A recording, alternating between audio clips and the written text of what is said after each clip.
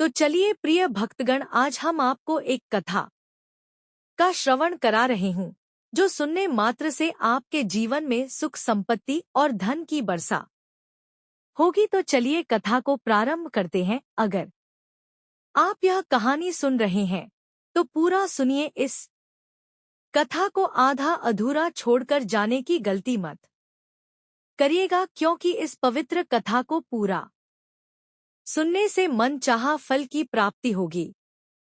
इसलिए इस कथा को पूरा सुने। आप शिव भक्त हैं तो भोलेनाथ का अनादर ना करे। भगवान शिव के कहते हैं, ज्ञानी व्यक्ति अपने या 10 रहस्य कभी नहीं बताते। फिर माता पूछती है कि ज्ञानी अपने 10 रहस्य क्यों नहीं बताते। फिर भगवान शिव कहते हैं, हे देवी, आज मैं आपको एक कथा सुना रहा हूँ, कृपया इसे ध्यान से सुने। एक समय की बात है, एक राजा ने अपने मंत्री से कहा कि मंत्री जी, आपको क्या लगता है, क्या मैं इस नगर का सबसे बुद्धिमान व्यक्ति हूँ? अब मंत्री तो राजा के पास नौकरी करता था, तो उसने कहा कि राजा, कैसी बात करते हैं आप, नगर के राजा हैं तो सबसे बुद्धिमान नहीं हुए? राजा ने कहा, नहीं मंत्री जी, राजपाट तो मुझे विरासत में मिला है, लेकिन बुद्धि विरासत में नहीं मिलती। सच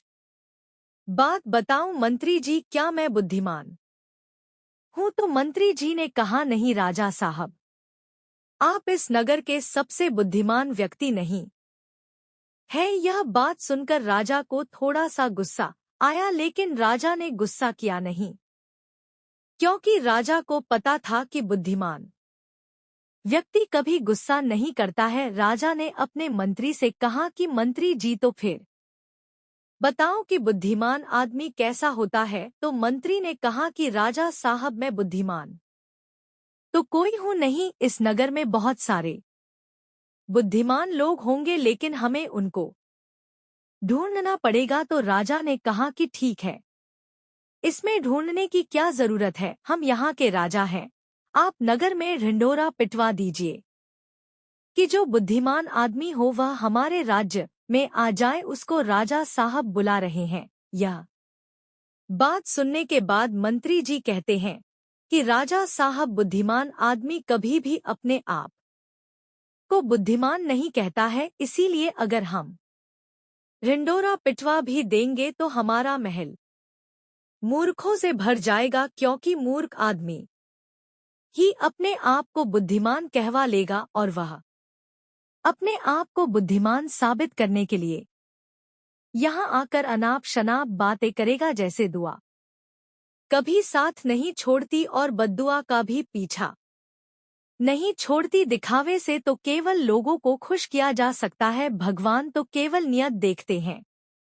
केवल पैसों से व्यक्ति धनवान नहीं है, असली धनवान तो वह है जिसके पास अच्छे विचार, अच्छी सोच और मधुर व्यवहार होता है। लोगों का मुंह बंद करवाने से अच्छा है अपने कान बंद कर लो, जिंदगी बेहतर हो जाएगी। किसी ने सच ही कहा है, वाणी में बहुत ताकत होती है, मीठा बोलने वालों की मिर्ची भी बिक जाती है और तीखा बोलने वालों का शहद भी नहीं बिकता। मकान तो बन जाएगा, सिर्फ 4 दीवारों पर घर तो बनता है स्नेह, समझ और समझदारी से। किसी दूसरे को कष्ट देकर हासिल किए गए सुख की उम्र बहुत छोटी होती है। जीवन में खुद की बुराइयां सुनना भी बेहद जरूरी है, क्योंकि रोज तारीफ ही सुनोगे तो कभी आगे नहीं बढ़ पाओगे। अगर मुझे दर्द मिला है तो दवा भी जरूर ही मिलेगी, जो दोगे वही लौट कर आएगा, चाहे इज्जत हो या धोखा।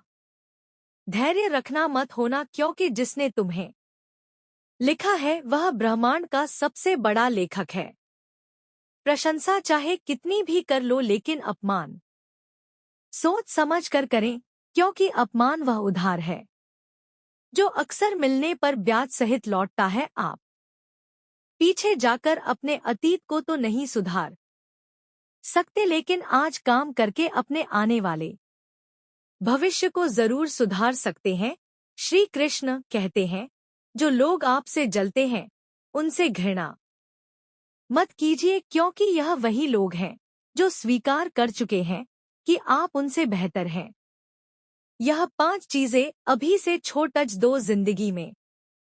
बहुत खुश रहोगे। सबको खुश करना, दूसरों से ज्यादा उम्मीद रखना, जिंदगी को अतीत में जीना, अपने आप को किसी से कम समझना और बहुत ज्यादा सोचना। बदल जाओ वक्त के साथ या फिर वक्त को बदलना सीखो। मजबूरियों को मत कोसो, हर हाल में चलना सीखो। उसी प्रकार आदमी की किस्मत भी समय समय पर बदलती रहती है।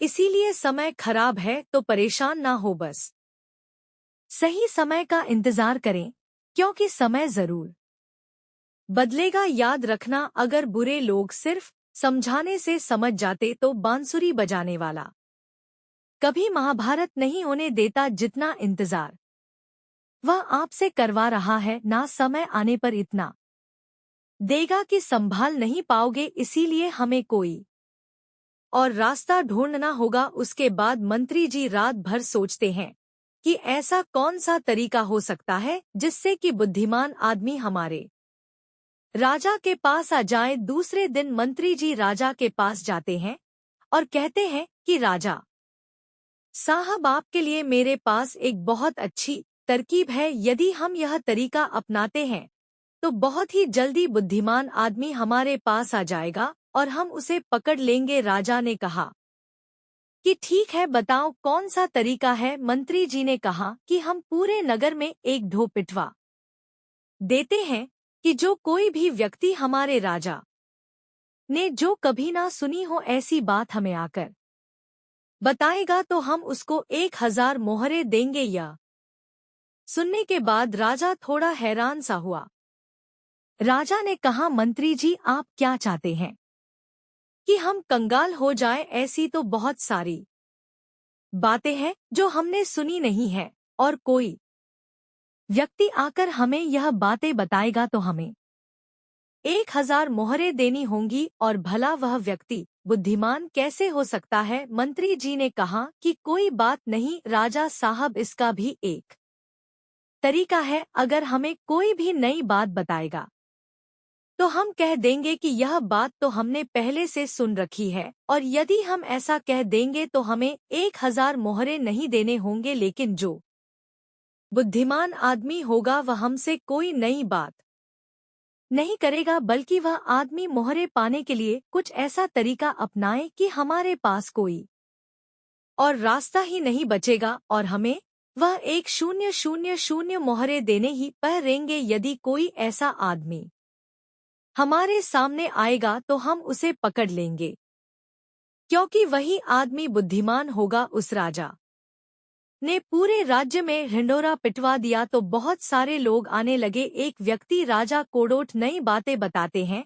अपनी जिंदगी से कभी नाराज मत हो, क्योंकि ऐसे कई लोग हैं जो आपके जैसे जिंदगी जीने का सपना देखते हैं।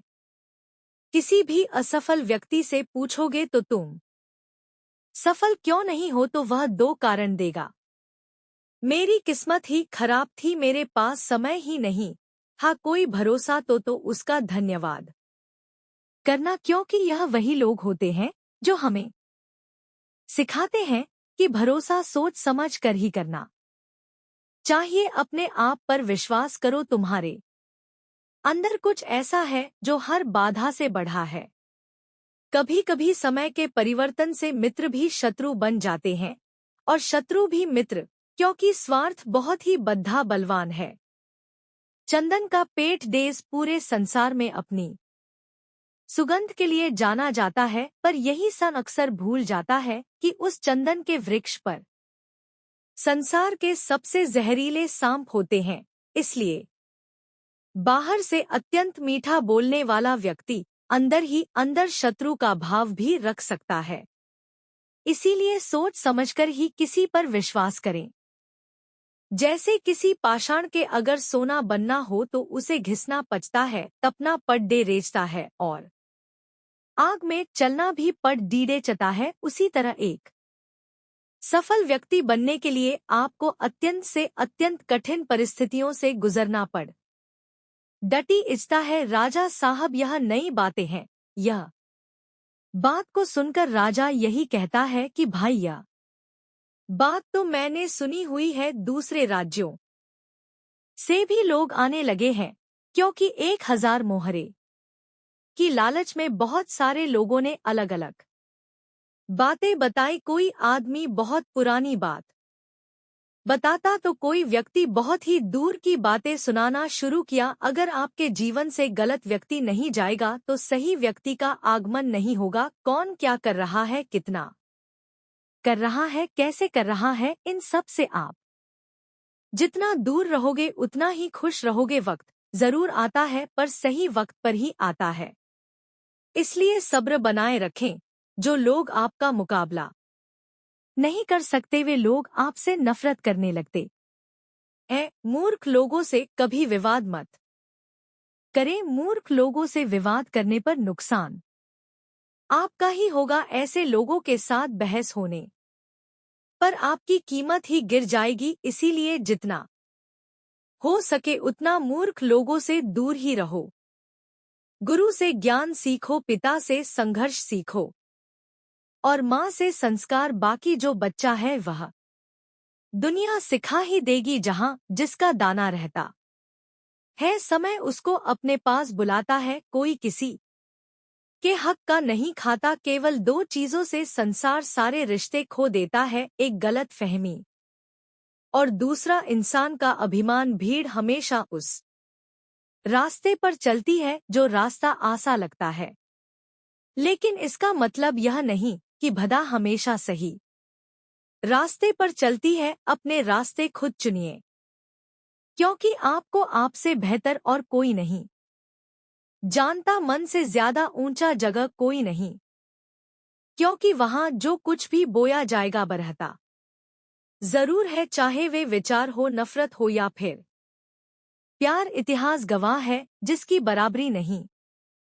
कर सकती दुनिया उसकी बदनामी करना चालू कर देती है। गुस्से का सीधा साधा मतलब है किसी और की गलती की सजा खुद को देना। तिरस्कार और अपमान बार बार यदि अपनों से ही मिले तो वहां से निकल जाना ही सबसे बेहतर विकल्प होता है। मनुष्य का जीवन केवल उसके कर्म पर चलता है। जैसे कर्म होते हैं वैसे ही उसका जीवन होता है। जो किया है वह अवश्य सामने आएगा, क्योंकि कर्म किसी के सगे नहीं होते।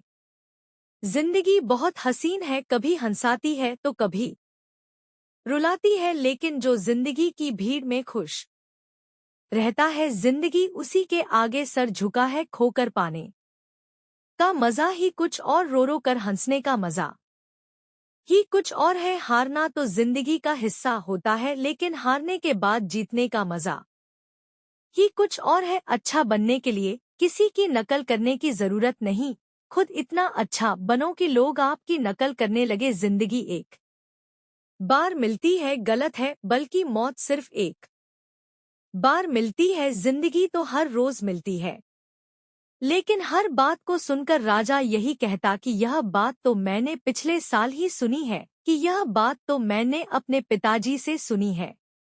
ऐसे करते करते बहुत लोग आए और हर आदमी की बात सुनने के बाद राजा यही कहता कि यह बात तो मैंने सुन रखी है। थोड़े दिन बाद एक साधु राजा के दरबार में आता है और कहता है कि राजा साहब, क्या नई बात बताने पर आप यहाँ पर मोहरे बांटते हैं? राजा ने कहा, हाँ, हम कोई नई बात बताने पर उसको मोहरे देते हैं, लेकिन बात ऐसी होनी चाहिए जो हमने कभी सुनी ना हो। साधु ने कहा कि ठीक है राजा साहब, यह बात मैंने अपने दादाजी से सुनी थी। मेरे दादाजी बताया करते थे कि हमारे परदादा के पास बहुत ज्यादा धन था और आपके परदादा जो पृथ्वी सिंह थे वह यहाँ के राजा थे। लेकिन एक बार ऐसा हुआ था जो शायद आपको भी पता नहीं होगा। पृथ्वी सिंह जी जब यहाँ के राजा थे उस समय हमारे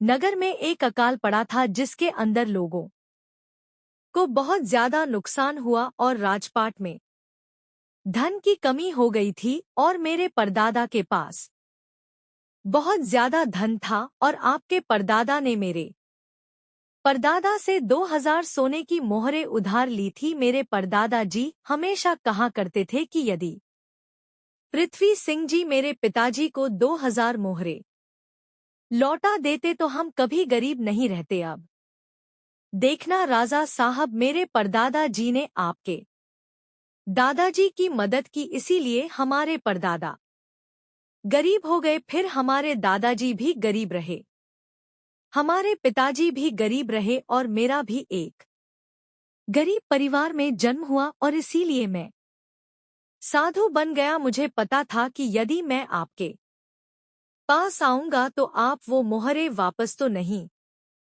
देंगे, क्योंकि आपने बात सुनी ही नहीं। लेकिन आपने यह कहा कि कोई नई बात मुझे बताएगा तो 1000 मोहरें मिलेंगे, इसीलिए मैं आपको यह बातें बताने आ गया ताकि आपको इतनी पुरानी बात का पता चले। अब यह बात सुनने के बाद मंत्री को पता चल गया कि यह साधु इस नगर का सबसे बुद्धिमान व्यक्ति है, क्योंकि अब राजा फंस चुके थे। अब राजा अगर यह कह देते हैं कि यह बात मैंने नहीं सुनी तो शर्त के मुताबिक 1000 मोहरें उस आदमी को लौट देनी पड़ती, क्योंकि राजा ने इसी बात का ढिंढोरा पिटवा था कि कोई नई बात मुझे बताओ।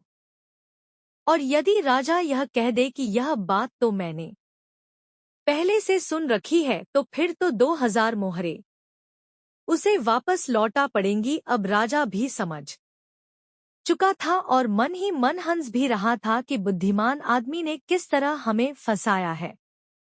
उसके बाद राजा साधु के चरणों में गिर पड़ा और कहा कि साधु बाबा, हम तो यह देखना चाहते थे कि हमारे नगर में सबसे बुद्धिमान आदमी कौन है। मेरे और मंत्री जी के बीच में एक शर्त लगी थी कि हमारे राज्य में मेरे से भी ज्यादा कोई बुद्धिमान आदमी है तो हम उस बुद्धिमान आदमी को पकड़ लेंगे। और देखो, हमने आपको पकड़ लिया। उसके बाद सारी बात साधु को भी समझ में आ गई थी। साधु ने कहा कि राजा साहब, मैं तो बस इस होड़ को खत्म करना चाहता था। मुझे जब पता चला कि आप मोहरे बांट रहे हो तो पूरे नगर में किस तरह की भागदौड़ मच गई। सब लोग अपना काम छोड़कर इस काम में लग गए। अब देखो ऐसा कितना दिन चलेगा। यदि वो अपना काम छोड़कर इस काम में लगे रहेंगे तो हमारे राज्य का क्या हाल हो जाएगा। मैं तो बस इस बात को डोट खत्म करना चाहता था, इसीलिए मैंने यह तरकीब अपनाई। उसके बाद वह राजा कहते हैं, साधु बाबा, लेकिन एक बुद्धिमान आदमी होता कैसा है? कौन से गुण होते हैं जो उसे बुद्धिमान बना दे? उसके बाद वह साधु बाबा कहते हैं कि वैसे तो बुद्धिमान आदमी को पहचानने काफी मुश्किल होता है, क्योंकि बुद्धिमान और मूर्ख व्यक्ति एक जैसे ही दिखते हैं, लेकिन दोनों में बड़ा फर्क होता है। आज मैं आपको ऐसी बातें बताता हूँ जिससे आप एक बुद्धिमान आदमी का पता लगा सकते हैं, और यदि यह गुण आपके अंदर है तो आप एक बुद्धिमान आदमी हो, और यदि आपके अंदर नहीं है तो इन गुणों को पहचानकर आप बुद्धिमान बन सकते हो। उसके बाद वह साधु बाबा कहते हैं कि बुद्धिमान आदमी का सबसे पहला गुण होता है कि वह हर काम को समय के अनुसार करता है, फालतू समय को भी उपयोग में ले लेता है और इसके लिए उस सबसे महत्वपूर्ण कामों को सबसे पहले करता है। बुद्धिमान लोग हमेशा समय को धन से अधिक महत्व देते हैं, क्योंकि वो लोग इस बात को अच्छे से समझते हैं कि इस दुनिया में समय ही वह चीज है जो सबसे निश्चित मात्रा में है और जिसे किसी भी तरीके से बढ़ाया नहीं जा सकता। इसीलिए वह हर काम की सूची बनाते हैं और उन्हें समय पर पूरा करने का प्रयास करते हैं। बुद्धिमान लोग आलसी नहीं होते, वह अपने काम को टालते नहीं है। आलस्य को वह अपना सबसे बड़ा शत्रु मानते हैं। वह खुद को इन आदतों का शिकार कभी नहीं होने देते काम को टालने की आदत है जो इंसान को कभी आगे नहीं बढ़ने देती। दूसरा गुण जो बुद्धिमान व्यक्ति की पहचान होता है वह होता है कि उसको किसी से कोई शिकायत नहीं होती। वह समझते हैं कि इंसान गलतियों का पुतला होता है, इसीलिए माफ कर देना ही इंसान का सबसे बड़ा गुण होता है। यदि बुद्धिमान आदमी के सामने कोई आदमी गलती भी कर देता है तो वह उसको सिर्फ समझाता है, ना कि उस पर गुस्सा करता है, क्योंकि उसे पता है कि इनसे गलतियां होती रहती हैं और बुद्धिमान आदमी अपनी गलतियों से ही सीखता है। यदि वह गलती कर भी लेता है तो उसे पता होता है कि यह गलती मैं एक ही बार करूंगा, उस गलती को दोबारा से कभी दोहराऊंगा नहीं। कहते हैं कि एक बार इंसान गलती करता है, लेकिन वही गलती कोई इंसान अगर दोबारा दोहराता है तो वह इंसान नहीं, वह मूर्ख होता है। इसीलिए बुद्धिमान आदमी यदि गलती कर भी लेता है तो वह एक बार ही करेगा, उस गलती से वह बहुत कुछ सीख भी लेगा। तीसरा गुण बुद्धिमान आदमी के अंदर जो होता है कि वह कभी गुस्से में कोई फैसला नहीं लेता और ना ही कभी ज्यादा खुशी में कोई फैसला लेता है, क्योंकि उसे पता है कि गुस्से के अंदर लिया हुआ फैसला कभी भी फायदा नहीं पहुंचाएगा, क्योंकि गुस्से में हमारा दिमाग काम करना बंद कर देता है और उसमें हमें कोई फैसला नहीं लेना चाहिए। और दूसरी बात, खुशी में कोई फैसला नहीं लेना चाहिए, क्योंकि जब हम खुश होते हैं तो हम बहुत ज्यादा उत्तेजित होते हैं और उस वक्त जो भी हम फैसला लेते हैं वह उत्तेजना के वश होकर लेते हैं और उत्तेजना में लिया गया फैसला पछतावे का कारण बनता है। इसीलिए बुद्धिमान आदमी जानता है कि ना तो गुस्से में कोई फैसला लेना चाहिए और ना ही ज्यादा खुशी में कोई फैसला लेना चाहिए। इसीलिए जब बुद्धिमान आदमी कोई फैसला लेता है तो बैठकर शांति से धैर्य से सोचता है कि इसका क्या परिणाम होगा। उन दोनों परिणामों को अच्छी तरह से देखता है, सही को भी देखता है और गलत को भी देखता है। यह भी देखता है कि इसका फायदा क्या होगा और यह भी देखता है कि इसका नुकसान क्या होगा और उसी के बाद कोई फैसला लेता है। चौथा गुण जो बुद्धिमान आदमी के अंदर होता है वह होता है कि वह अपने मन की बातें कभी किसी को नहीं बताते। बुद्धिमान लोग इस बात को जानते हैं कि आज जो हमारा मित्र है वह कभी भी हमारा शत्रु बन सकता है। वह अपनी व्यक्तिगत बातें, अपनी कमजोरी या अपनी ताकत किसी के सामने नहीं बताते, लेकिन ज्यादातर लोग अपने मन की बातें, अपने घर की बातें, ऐसी बातें जो दूसरों को बतानी नहीं चाहिए उनको दूसरों को बताते रहते हैं। उसके बाद वो उन्हीं बातों की वजह से फंस जाते हैं, उन्हें दुख मिलता है, धोखा मिलता है, फिर रोज परेशानी में पड़ जाते हैं, दूसरे लोगों को दोष देते हैं। इसीलिए बुद्धिमान आदमी ऐसा कभी नहीं करता, क्योंकि उसे पता है कि घर के भेद या अपने भेद दूसरों को बताएंगे तो इससे हमारा ही घाटा होगा, हमें ही नुकसान होगा। पांचवा गुण जो एक बुद्धिमान आदमी के अंदर होता है कि वह सब लोगों से बातचीत करते हैं। ऐसा इसीलिए करते हैं ताकि हर किसी का तजुर्बा सीखने को मिल जाए। इस बात को समझते हैं कि किसी भी क्षेत्र का सफल आदमी सिर्फ कुछ ही मिनटों में उन्हें वो बातें बता सकता है जिसे सीखने में उन्हें सालों लग जाते हैं। एक बुद्धिमान आदमी सफल व्यक्ति के साथ साथ उसकी असफलताओं से भी सीखता है और उन सभी बातों पर अमल करता है जो उसके सीखने लायक होती हैं, क्योंकि एक व्यक्ति यदि अपने जीवन में सीखने की कोशिश करता है तो उसकी उम्र कम पड़ जाती है। यह चाणक्य ने भी कहा है। इसीलिए हमें दूसरे लोगों से सीखना चाहिए, उनके अनुभवों से सीखना चाहिए, उनकी सफलताओं से भी सीखना चाहिए और उनकी असफलताओं से भी सीखना चाहिए। छठा गुण जो बुद्धिमान आदमी की पहचान होती है वह यह कि यदि वह कोई भी कार्य शुरू करते हैं तो उस कार्य के पूरा होने तक किसी को भी नहीं बताते, लेकिन जो बुद्धिहीन लोग होते हैं वह काम शुरू करने से पहले ही ढिंढोरा पीटना शुरू कर देते हैं। उन्हें लगता है कि हमारी वाहवाही होगी और यही उनकी सबसे बड़ी कमी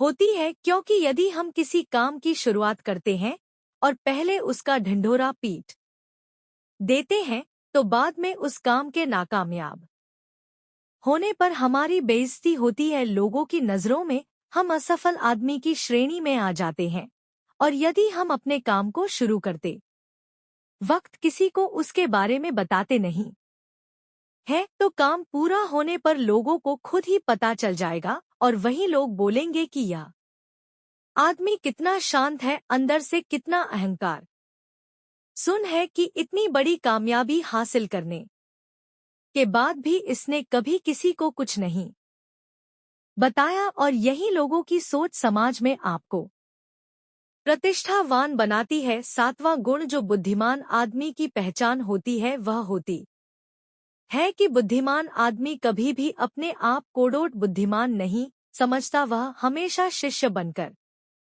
रहता है, गुरु कभी नहीं बनता, क्योंकि जब आदमी कोई गुरु बन जाता है तो उसकी सीखने की क्षमता खत्म हो जाती है। वह दूसरों को डोट सिखाता तो है लेकिन खुद कभी नहीं सीख पाता।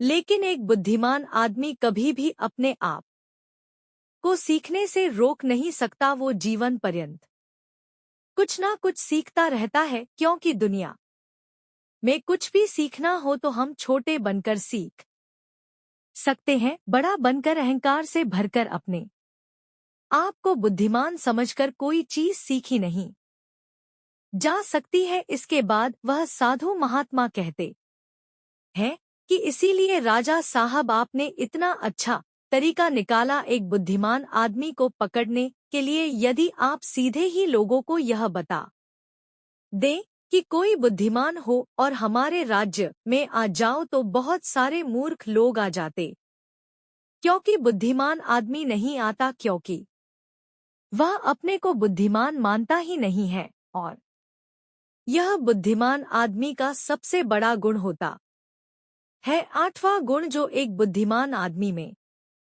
होता है वह यह कि बुद्धिमान आदमी अपने हर काम को ध्यान बना लेते हैं। बुद्धिमान आदमी को पता होता है कि दुनिया में कुछ भी संग्रह कर लो, यहाँ पर कुछ संग्रह करने जैसा है नहीं, क्योंकि मौत के बाद हम एक भी सुई अपने साथ नहीं ले जा सकते। इसीलिए ध्यान और आध्यात्मिकता को ज्यादा महत्व देते हैं। वो ऐसा तरीका ढूंढते हैं जिससे उनका हर काम ध्यान बन जाए। बुद्धिमान आदमी किस तरह अपने हर एक काम को ध्यान बना लेता है। 9वां गुण जो एक बुद्धिमान आदमी की पहचान होता है वह यह कि बुद्धिमान आदमी बहुत जल्दी उत्तेजित नहीं होता, चाहे कितना भी बुरा समय हो, चाहे कितना भी अच्छा समय हो, वो स्थिर बने रहते हैं, वो शांत बने रहते हैं।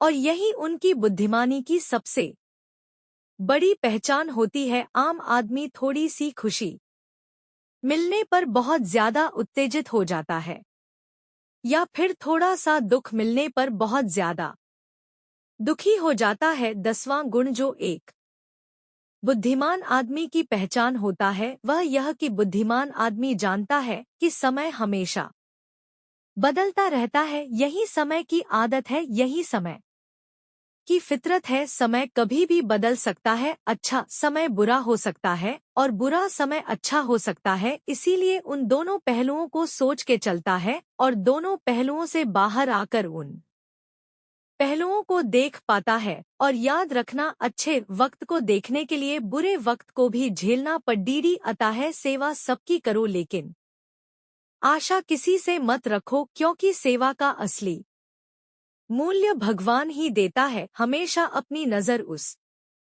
चीज पर रखो जिसे तुम पाना चाहते हो, उस पर नहीं जिसे तुम खो चुके हो। अन्न जल से बढ़कर कोई दान नहीं और माता पिता से बढ़कर कोई देवता नहीं। जिंदगी का सबसे बड़ा गुरु मंत्र यही है, आप अपने राज किसी को ना बताएं। जरूरत से ज्यादा इज्जत और समय देने पर लोग आपको गिरा हुआ समझने लगते हैं। कभी पीठ पीछे आपकी बात हो रही हो तो घबराना मत, क्योंकि बात उन्हीं की होती है जिनमें कोई बात होती है। याद रखना, सफलता कभी मांगने से नहीं मिलती, मांगने से केवल भीख मिलती है। सफलता पाने के लिए तुम्हें खुद मेहनत करनी पड़ी। छोटी छोटी गलतियों से बचने का प्रयास करें, क्योंकि इंसान ठोकरे पहाड़ों से नहीं बल्कि छोटे छोटे पत्थरों से खाता है। अपनी गलती माने बिना आप कभी भी बेहतर इंसान नहीं बन पाओगे। देना शुरू करें, दो आना खुद ही शुरू हो जाएगा। इज्जत भी और दौलत भी अहंकार में डूबे इंसान को ना तो खुद की गलतियां दिखाई देती हैं और ना ही दूसरों की अच्छाई दिखाई देती है। जीवन में जितनी कठिन परिस्थिति आएगी उतना ही आप मजबूत बनते जाओगे, और जितना आप मजबूत बनते जाओगे जिंदगी उतनी ही आसान होती जाएगी। यही जिंदगी का नियम है। याद रखना, अपमान का बदला लड्डी ढाई करके नहीं, सामने वाले से अधिक सफल होकर लिया जा सकता है। बुरा करने का ख्याल आए तो कल पे टाल दो, अच्छा करने का ख्याल आए तो उसे आज ही कर डालो। डन साथ रहकर जो छल करे उससे बद्धा कोई शत्रु नहीं हो सकता, और जो हमारी मुंह पर हमारी बुराई बता दे उसे बद्धा कोई मित्र नहीं हो सकता। याद रहे, साफ साफ बोलने वाला कट दियावा जरूर होता है मगर विश्वासघाती नहीं। त्याग दो अपने बुरे कल को, क्योंकि उसका प्रभाव आने वाले कल को दूषित कर देगा। जिंदगी जीने के दो तरीके हैं, एक तो जो पसंद है उसे हासिल कर, और दूसरा जो हासिल है उसे तुम पसंद करना सीख लो। चीजों की कीमत मिलने से पहले होती है, और इंसान की कीमत खो देने के बाद मुफ्त में तो सिर्फ माँ बाप का प्यार मिलता है। बाकी इस दुनिया में हर रिश्ते के लिए कुछ ना कुछ चुकाना जरूर पड़ता है। बेइज्जती का जवाब इतनी इज्जत से दीजिए कि सामने वाला भी शर्मिंदा हो जाए। आप जब तक अपनी कठिनाइयां और समस्याओं का जिम्मेदार दूसरों को मानते रहोगे, तब तक कभी भी आप अपनी समस्याओं और कठिनाइयों को नहीं मिटा सकते। जितना ज्यादा हो सके सुनो, और जितना हो सके उतना कम बोलो। इसलिए शायद भगवान ने हमें दो कान और एक ही मुंह दिया है। माफ बार बार कीजिए, लेकिन विश्वास सिर्फ एक बार कीजिए। जिंदगी में कभी भी किसी को इतना महत्व मत दो कि वह तुम्हारे चेहरे से मुस्कान ही छीन ले। यह कहकर संत बाबा इस उपदेश को समाप्त करते हैं। इस वीडियो को डोट बोलते समय कोई त्रुटि हो तो मैं क्षमा चाहती हूँ। उम्मीद है आप सभी को यह वीडियो अच्छी लगी होगी। अगर आप शिव के सच्चे भक्त तो चैनल को सब्सक्राइब और वीडियो को लाइक करके कमेंट में हर हर महादेव लिख दीजिए।